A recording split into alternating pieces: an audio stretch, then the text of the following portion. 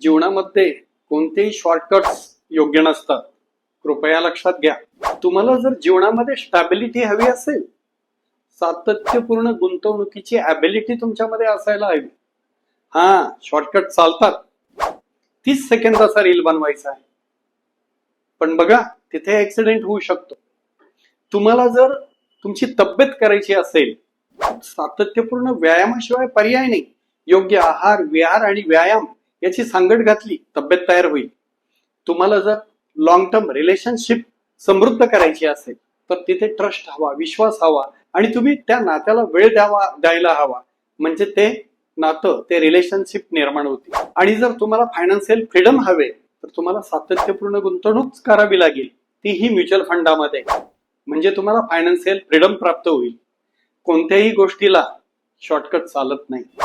Long term investment, long term relationship याच गोष्टी महत्वपूर्ण आहेत.